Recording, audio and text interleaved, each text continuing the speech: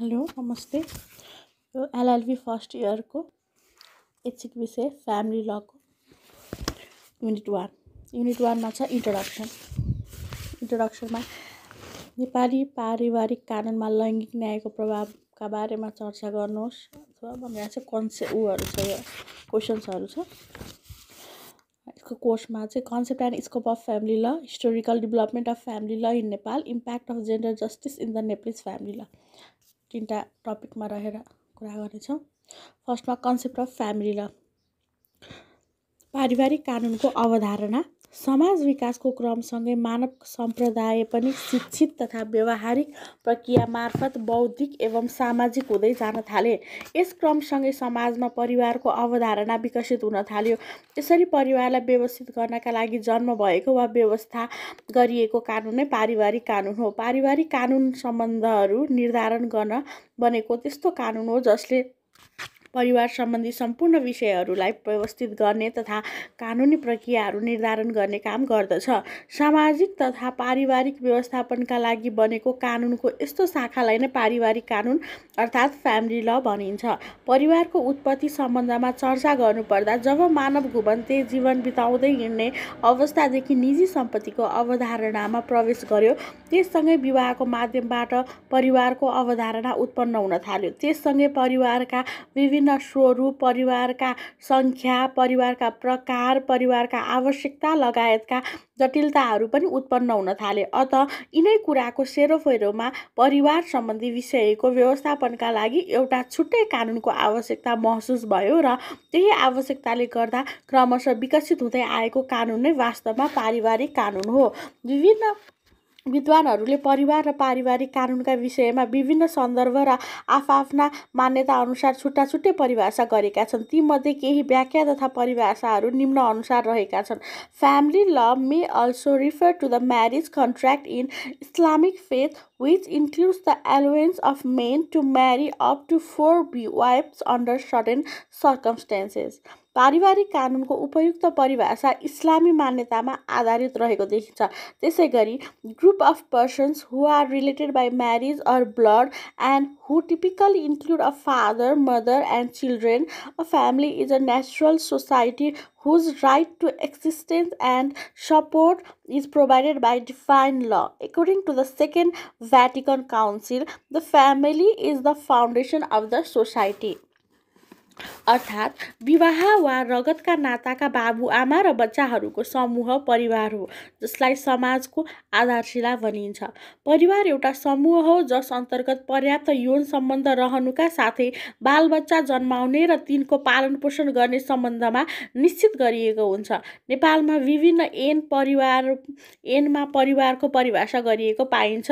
परिवार भन्नाले सो व्यक्ति र निजको देहाएको अवस्थाका नातेदारसम्मलाई सम्झनु पर्दछ, जसमा अंश छुट्टिएको वा नछुट्टिएको जे भए तापनि पति वा पत्नी, अर्को चाहिँ बाबु वा आमा जीवित छौन्जेल अंश छुट्टिएको वा नछुट्टिएको जे भए तापनि 16 वर्ष उमेर नपुगेका छोराछोरी। निजामती सेवा ऐन 2049 को दफा 2 घले कर्मचारीको परिवारको परिभाषा यसरी गरेको पाइन्छ। परिवार भन्नाले निजामती कर्मचारीसँग बस्ने तथा निज आफैले पालनपोषण गर्नुपर्ने पति, पत्नी, छोरा, अविवाहित छोरी, धर्मपुत्र, अविवाहिता धर्मपुत्री, बाबु, आमा वा सौतेनी आमा सम्झनु पर्दछ र सो शब्दले पुरुष र अविवाहिता महिला कर्मचारीको हकमा निजको सासू ससुरा समेत जनाउँदछ। तत्कालीन मुलुकी ऐन अंशबन्डाको 10 नम्बरमा परिवारको परिकल्पना यसरी गरिएको छ। बाबुआमाको जीव छौन्जेल अंश दिन छोराछोरीले बाबुआमालाई बाध्य गराउन सक्ने छैनन्। म अहिले छुट्टिन्न भन्ने छोराछोरीलाई बाबुआमाले कर लगाई छुट्याउन पनि हुँदैन। स्वास्नीले पनि लोग्नेको जीव छौन्जेल लोग्नेको मन्जुरी बिना अंश लिई छुट्टिन पाउँदिन। पति वा बाबुआमाले महिला वा छोराछोरीलाई इज्जत आमद अनुसार खान लाउन र आवश्यकता अनुसार उचित शिक्षा, दीक्षा र स्वास्थ्य उपचारको व्यवस्था गर्नुपर्दछ। सो नगरे अंश दिनु पर्दछ। मुलुकी ऐन लोग्ने स्वास्नीको 4 नम्बरमा लेखिएको कुरामा भने सोही बमोजिम हुन्छ। दफा 205 मा अंशियार मानिने सगोलको सम्पत्ति अंशबन्डा गर्ने प्रयोजनको लागि यस परिच्छेदको अन्य दफाको अधीनमा रही पति पति पत्नी बाबु आमा छोरा छोरी अंशियार मानिनेछन्। आयकर ऐन नातेदार भन्नाले प्राकृतिक व्यक्तिको पति पत्नी छोरा छोरी धर्मपुत्र धर्मपुत्री समेत बाबु आमा बाजे बजै दाजु भाइ भाउजू बुहारी दिदी बहिनी सासू ससुरा साला जेठान साली जेठी सासू काका काकी भतिजा भतिजी नाति र नातिनी सम्झनु पर्दछ भन्ने परिभाषा गरिएको छ। शाब्दिक अर्थमा हेर्दा फ्यामिली शब्द ल्याटिन भाषाको फ्यामिलस शब्दबाट उत्पन्न भएको हो, जसको अर्थ सर्भेन्ट वा सेवक भन्ने हुन्छ। यसबाट के बुझिन्छ भने परस्पर आपसी सम्बन्धमा बाँधिएका सदस्यहरू एक अर्कामा सेवकको रूपमा कार्य गर्दछन् भने त्यसलाई परिवार भन्न सकिन्छ। यसरी हामी के भन्न सक्दछौँ भने सामाजिक आवश्यकता परिपूर्ति गर्ने उद्देश्यले मात्र नभई समाज विकासको प्रक्रियालाई निरन्तरता दिन र एक पिढीबाट अर्को पिढीमा सामाजिक व्यवहार प्रचलन मान्यता तथा सामाजिकीकरणको प्रक्रियालाई हस्तान्तरण गर्ने उद्देश्यले दुईभन्दा बढी सदस्यहरूमा अन्तर्सम्बन्धित तथा अन्योन्याश्रित संस्था नै परिवार हो। यस प्रकार सामाजिकीकरणको सिलसिलामा त्यस्ता परिवारहरूको सृजना भएपछि परिवारका विविध समस्याहरूका सम्बन्धमा सेवा शर्त उपलब्ध गराउने सम्बन्धमा विभिन्न देश समाज अनुसार अध्ययन अध्यापन गराउने विषयमा तथा यावत पारिवारिक अवस्थाका बारेमा अध्ययन गर्न निर्माण भएको कानुनलाई नै पारिवारिक कानुन भनिन्छ। परिवार र कानुन दुई शब्दको संयोजनबाट पारिवारिक कानुन शब्दको निर्माण भएको पाइन्छ। यस अर्थमा परिवारको अलावा कानुनका बारेमा पनि सामान्य जानकारी सान्दर्भिक देखिन्छ। कानुन rules which must be obeyed by citizens subject to sanction or legal consequences. Law is a rule of human action and conduct sanctioned by national usage.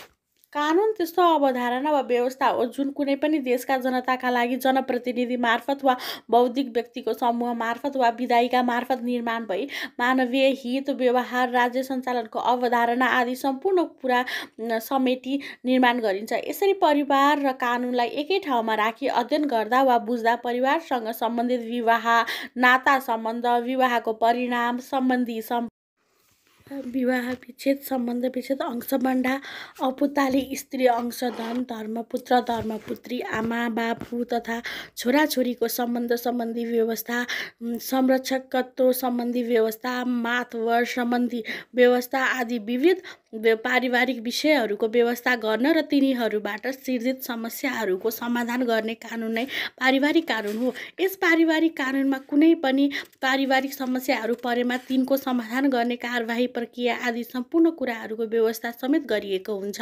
परिवारको विकासका लागि विकसित भएको वा परिवारमा परेका विभिन्न समस्याहरूको उचित तरिकाले समाधान गर्नका लागि राज्य स्तरबाट नै विकास गरिएको कानुनलाई पारिवारिक कानुन भनिन्छ, जुन विधायिकाद्वारा निर्माण गरी राज्यद्वारा नै लागू गरिन्छ। पारिवारिक कानुनका विशेषताहरू तथा परिवारका विशेषताहरू औँलायो त्यो यस प्रकार छन्। विश्वव्यापकता सर्वव्यापकता संवेगात्मक आधार संरचनागत प्रभाव विवाह पश्चात प्रारम्भ हुने सामाजिकीकरणको सुरुवात स्थान सम्पूर्ण सदस्यले आफआफ्नो भूमिका पाउने संरचनागत प्रभाव सामाजिक नियममा रहने थलो श्रीमान श्रीमतीको स्थायी सम्बन्ध स्थायी र सामाजिक रूपमा स्वीकृत यौन सम्बन्ध वंश नामको व्यवस्था साझा बसोबास सामाजिक आर्थिक सुरक्षाको व्यवस्था निश्चित आकार विभिन्न स्वरूपका परिवार रहने जस्तै एकल संयुक्त विस्तारित आदि परिवार अन्तर्गत विभिन्न निश्चित नीति नियमहरू हुने।